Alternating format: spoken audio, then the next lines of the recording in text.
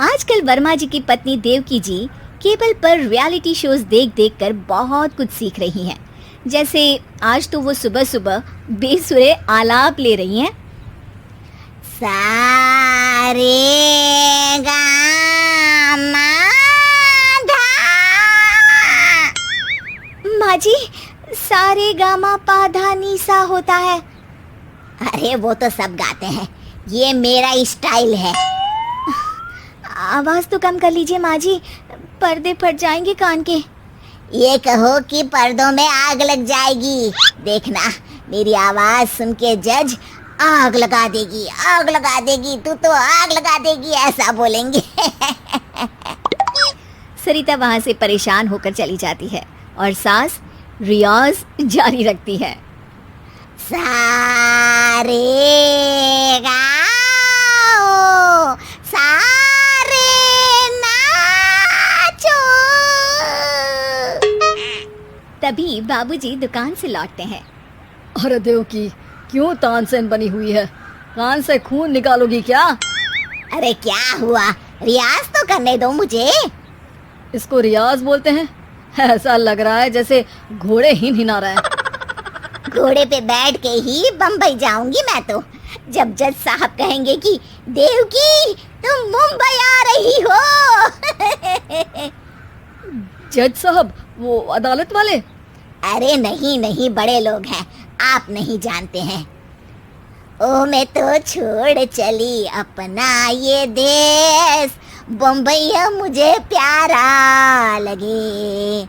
गाना गाती हुई देवकी चली जाती है और बाबूजी अपनी सरफिरी पत्नी के इस संगीत प्रेम की चर्चा करने बहू के पास चले जाते हैं। अरे सरिता बेटा, सुनो तो, ये तेरी सास को क्या हुआ है बेटा? सुबह तो अच्छा भला छोड़कर गया था इसे। सिंगर बनेगी अब वो। सिंगिंग रियलिटी शो में जाने की सुबह से तैयारियां चल रही हैं इनकी। हाँ, अब तो कोयल के सुर मेंढक छेड़ेगा। हे भगवान, सद्बुद्धि दो इसे। इधर बाबूजी भगवान को कहते हैं और उधर राधा रानी प्रकट हो जाती है, देवकी की मोहल्ले की सबसे पक्की दोस्त। क्यों री देवकी, काहे इतना गला फाड़ रही है? कोई चीखने चिल्लाने का कंपटीशन है क्या?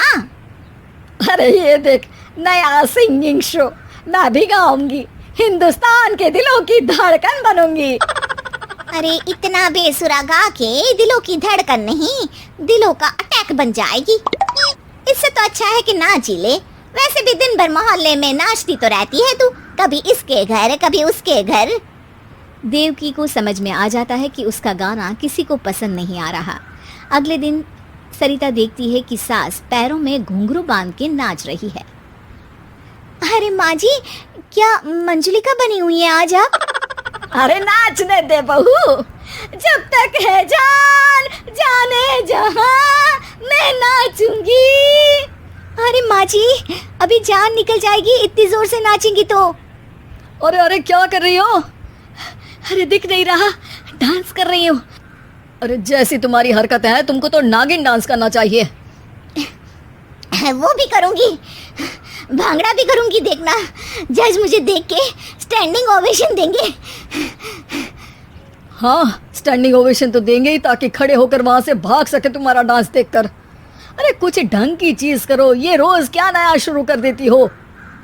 सास को लगता है कि उसका डांस का सीन भी बिगड़ गया। अब वो टीवी देख के कोई और कलाकारी ढूंढने लगती है। तभी उसे टीवी पर खतरों के खतरनाक खिलाड़ी शो दिखता है, जिसमें लोग अलग अलग स्टंट करते हैं। बस देवकी को नया काम मिल जाता है। अगले दिन सुबह देवकी डंबल लेकर कसरत करने लगती है। माँ जी, ये क्या कर रहे हैं आप? अरे खली जैसे बनकर खलबली मचा दूंगी। कल मैंने खतरों के खतरनाक खिलाड़ी देखा और सोच लिया कि मुझे वही जाना है। हाँ बस। तभी वहाँ बाबूजी भी आ जाते हैं। अरे इतना भारी डंबल, अरे गिर मत जाना कहीं लेकर।